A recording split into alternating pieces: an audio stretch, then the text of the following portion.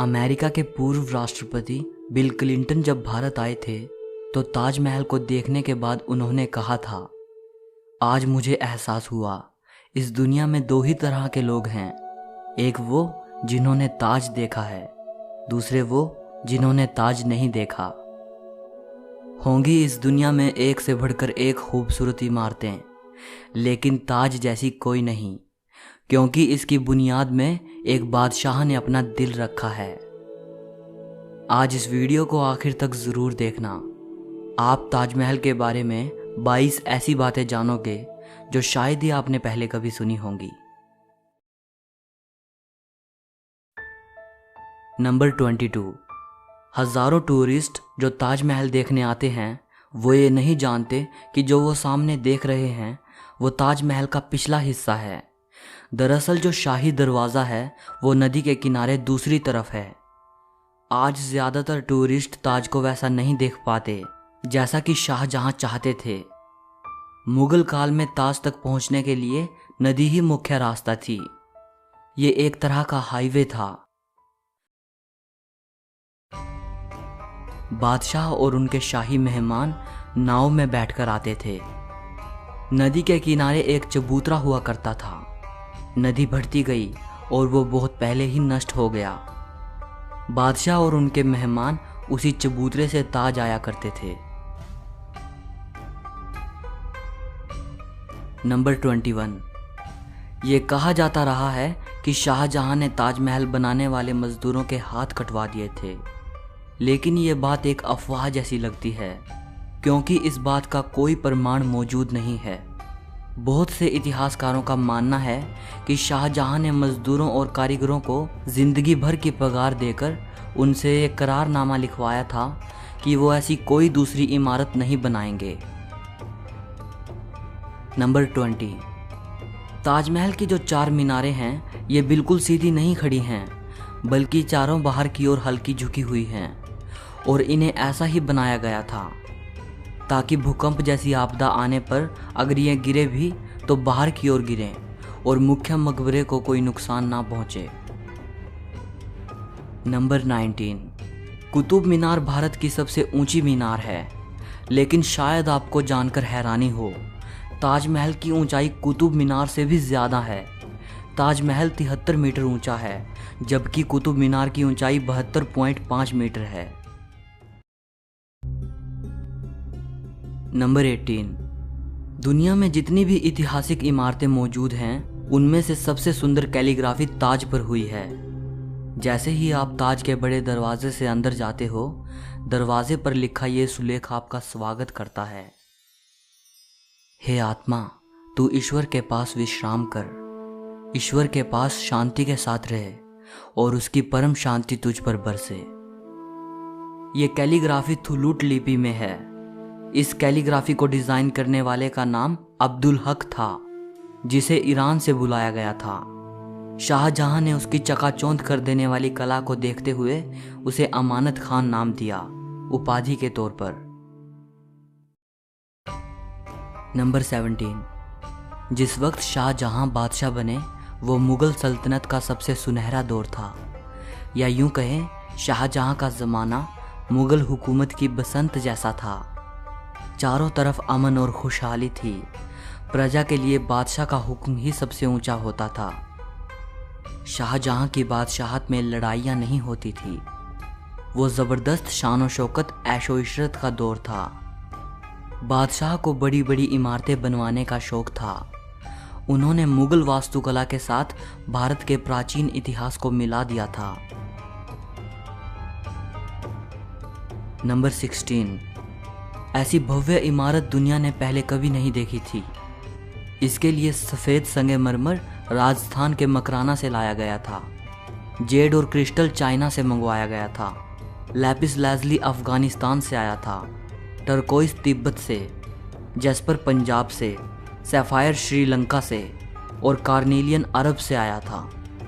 कुल मिलाकर ऐसे ही 28 किस्म के बेशकीमती रत्नों को सफ़ेद संगमरमर में जड़ा गया था। इन सब चीज़ों को विदेश से आगरा लाने के लिए 1000 से भी ज़्यादा हाथी इस्तेमाल किए गए थे। नंबर 15। ताजमहल आज से करीब 400 साल पहले 1631 में बनना शुरू हुआ था और ये 22 साल बाद 1653 में पूरा हुआ। इसका निर्माण 20,000 कारीगरों और मजदूरों ने किया था। वास्तुकला का इससे शानदार नमूना दुनिया में दूसरा कोई भी नहीं। ताजमहल के निर्माण के लिए हर चीज़ को हीरे की तरह परख कर चुना गया था। ताजमहल की दीवारों पर जो नक्काशी है, इसकी तकनीक इटली के कारीगरों से सीखी गई थी। उज़्बेकिस्तान के बुखारा से संगमरमर को तराशने वाले कारीगर बुलाए गए थे। ईरान से संगमरमर पर कैलीग्राफी करने वाले कारीगर आए थे और पत्थर को तराशने के लिए बलूचिस्तान के कारीगरों को बुलाया गया था। नंबर 14। 1857 की क्रांति के दौरान अंग्रेज़ों ने ताज को काफ़ी नुकसान पहुंचाया। उन्होंने लैपिस लाजुली जैसे कई बेशकीमती रत्नों को ताजमहल की दीवारों से खोदकर निकाल लिया था। नंबर 13। ताजमहल के मुख्य गुंबद का जो कलश है, किसी ज़माने में वो सोने का हुआ करता था। 19वीं सदी की शुरुआत में सोने के कलश को बदलकर कांसे का कलश लगा दिया गया। नंबर 12। दावे के साथ नहीं कहा जा सकता कि ताजमहल को किसने डिज़ाइन किया था, लेकिन यह कहा जाता है कि 37 लोगों की एक टीम ने मिलकर ताजमहल का नक्शा तैयार किया था। ये 37 वास्तुकार दुनिया के दूर दूर के कोनों से बुलाए गए थे। नंबर 11। ताजमहल की नींव बनाते समय ताज के चारों ओर बहुत से कुएं खोदे गए। इन कुओं में ईंट पत्थर के साथ साथ आबनूस और महोगनी की लकड़ियों के लट्ठे डाले गए। ये कुएं ताज की नींव को मजबूत बनाते हैं। आबनूस और महोगनी की लकड़ियों में ये खासियत होती है कि इन्हें जितनी नमी मिलती रहेगी, ये उतनी ही फौलादी और मजबूत रहेंगी। और इन लकड़ियों को नमी ताज के पास बहने वाली यमुना नदी के पानी से मिलती है। यमुना के पानी का स्तर हर साल घट रहा है और लकड़ियों में नमी की कमी आ गई है। यही वजह है कि सन 2010 में ताज में दरारें देखी गई। नंबर 10। 1653 में जब ताज बनकर तैयार हुआ था, उस समय इसके निर्माण की कीमत करोड़ों में आंकी गई थी।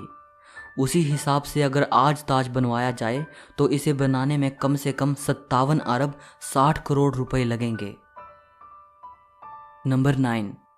1989 में एक भारतीय लेखक P.N. ओक ने एक किताब लिखी थी जिसका नाम था ताजमहल द ट्रू स्टोरी। इस किताब में उन्होंने कई तर्कों के साथ ये दावा किया था कि ताजमहल मकबरा बनने से पहले एक शिव मंदिर था और इसका नाम तेजो महाल्या था। सन 2000 में P.N. ओक ने अपनी बात को सिद्ध करने के लिए ताज की साइट खोदने के लिए सुप्रीम कोर्ट को अर्जी दी थी, जिसे सुप्रीम कोर्ट ने रद्द कर दिया। आर्कियोलॉजिकल सर्वे ऑफ इंडिया के मुताबिक ताजमहल कभी एक शिव मंदिर था, इस बात के कोई सबूत नहीं हैं, बल्कि शाहजहां ने ताज को बनवाया था, इसके प्रमाण ही इतिहास के पन्नों में मिलते हैं। नंबर 8। एक कहानी प्रसिद्ध है कि शाहजहां यमुना नदी के दूसरी तरफ काले संगमरमर से ऐसा ही एक और काला ताजमहल बनाना चाहते थे।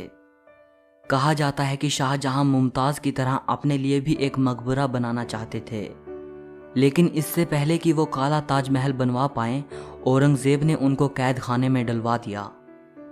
लेकिन इतिहासकार कहते हैं कि ये बाद में बनाई गई मनगढ़ंत कहानियां हैं। जिस जगह शाहजहां के काला ताज बनवाने की बात कही जाती है, वहां कई बार खुदाई की जा चुकी है, लेकिन ऐसा कोई सबूत नहीं मिला जिससे यह पता चले कि शाहजहां काला ताज बनवाना चाहते थे। नंबर 7। ताजमहल का डिज़ाइन हुमायूं के मकबरे से प्रेरित दिखता है। हुमायूं शाहजहां के परदादा थे। उनका ये मकबरा हिंदुस्तान में आगे बनने वाली कई मुगल इमारतों के लिए प्रेरणा बना। नंबर 6। दूसरे विश्व युद्ध में सरकार ने मकबरे के चारों ओर बांस का घेरा बनाकर सुरक्षा कवच तैयार कराया था, जिससे कि हवाई बमबाजों को भ्रमित किया जा सके और ये जर्मन और जापानी हवाई हमलों से सुरक्षा प्रदान कर पाए।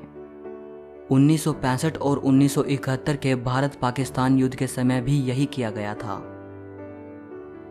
नंबर 5।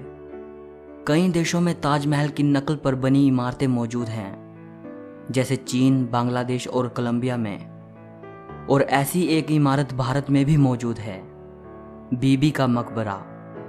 ये इमारत महाराष्ट्र के औरंगाबाद में है। इसे मुगल बादशाह आजम शाह ने अपनी मां दिलरस बानो बेगम की याद में 17वीं सदी के आखिर में बनवाया था।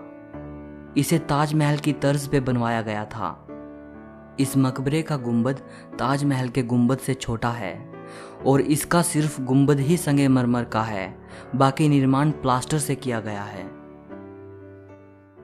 नंबर 4, ताजमहल की सबसे ज्यादा लोकप्रियता इसके निर्माण से जुड़ी अद्भुत प्रेम कहानी की वजह से है। बादशाह शाहजहां ने अपनी बेगम मुमताज महल की याद में इस इमारत को बनवाया था। मुमताज का असली नाम अर्जुमंद बानो बेगम था। शाहजहां ने उन्हें मुमताज महल नाम दिया, यानी महल का सबसे अनमोल रत्न। महज 38 साल की उम्र में अपनी 14वीं संतान को जन्म देते वक्त मुमताज की मृत्यु हो गई। उस वक्त वो बुरहानपुर में थी। अपनी प्रिय बेगम की मृत्यु से बादशाह बेहद दुखी हुए, जैसे उनकी जिंदगी ही तबाह हो गई। और आखिर उनकी याद में शाहजहां ने ताज को बनवाने का फरमान जारी किया। नंबर 3, पहले मुमताज को बुरहानपुर में ही दफनाया गया। इसके बाद शाहजहां ने ताज को बनवाना शुरू किया। तब बुरहानपुर से मुमताज के शव को निकालकर जहां ताजमहल बन रहा था उसके पास एक बगीचे में दफनाया गया। ताजमहल को तैयार होने में 22 साल लगे। तब तक मुमताज का शव बगीचे में बनाई गई कब्र में ही दफन रहा। बाद में उसे ताजमहल के अंदर मुख्य गुंबद के नीचे दफनाया गया। नंबर 2, शाहजहां का सारा ध्यान ताज को एक खूबसूरत रूप देने में लगा रहा। इसी बीच शाहजहां के ही बेटे औरंगजेब ने आगरा पर हमला कर अपने पिता को कैद कर लिया। शाहजहां से पूछा गया कि वो क्या चाहते हैं, तो उन्होंने कहा कि उनको ऐसी जगह पर कैदी बनाकर रखा जाए जहां से वो सीधे ताज को देख पाएं, और उनकी ये ख्वाहिश पूरी कर दी गई। कैद में रहते हुए भी शाहजहां हर वक्त ताज को देखते रहते, और वहीं उन्होंने अपनी जिंदगी की आखिरी सांस ली। मृत्यु के बाद उन्हें मुमताज के साथ ही ताजमहल में दफनाया गया।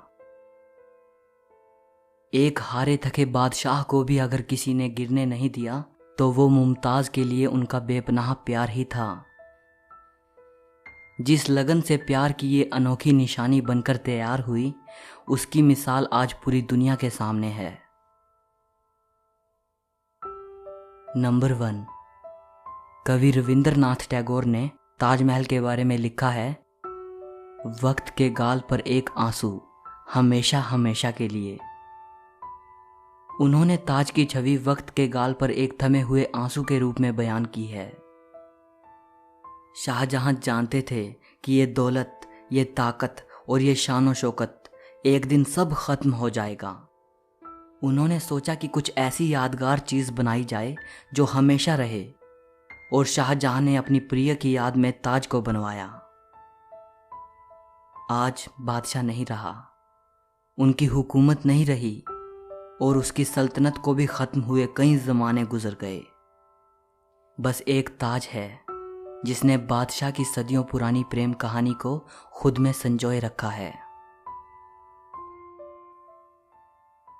प्रकृति की गोद में चांद सी जगमगाती ये भव्य इमारत सदियों से दो प्रेमियों के प्यार की अमर कहानी सुनाती आई है और सदियों तक सुनाती रहेगी।